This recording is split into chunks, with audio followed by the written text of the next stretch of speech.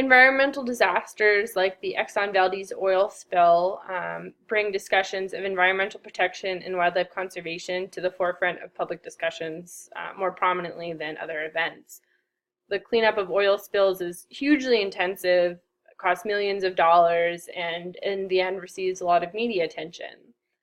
I guarantee there will be images of wildlife on television more often during an oil spill than any other time.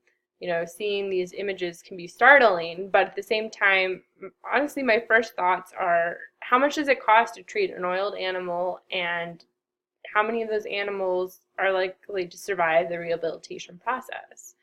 It is really startling to see an injured animal. And having worked in wildlife rehabilitation myself, I know that rehab can be successful.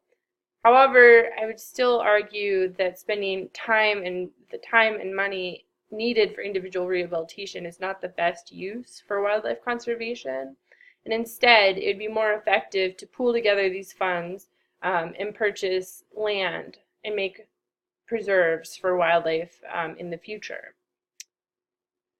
The percentage of animals that survive wildlife rehabilitation are much lower than people expect. When I was doing my rehab training, I was told that a rate of 1 in 3 survivals is a good success. Can you imagine working as a doctor and 70 out of 100 of your patients die every week? Or, some well-supported rehab centers have success rates of 50%. Can you still imagine being a doctor and every other one of your patients dies? That's every survival is a success, but that's 50 to 70% that die in rehab centers represents a huge amount of money and time. And so how much exactly does it cost to rehab an animal?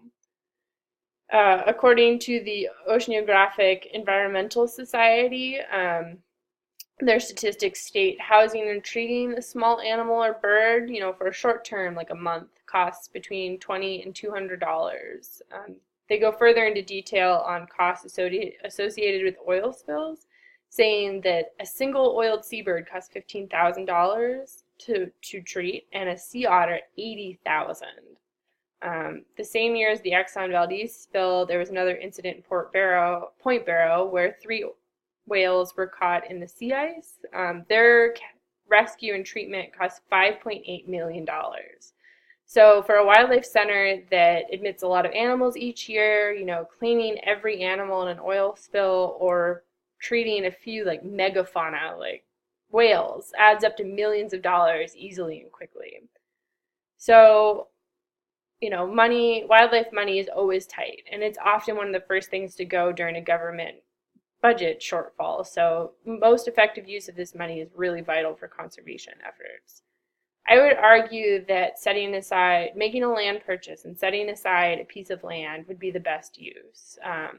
That land would be a preserve for the future, so many generations of animals could live there in health and safety. A single bird or animal that's rehabbed will only produce a limited number of offspring, if they can reproduce at all after being rehabbed.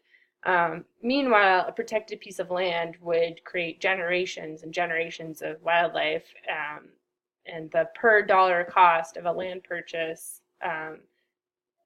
would be a lot less than individual rehab.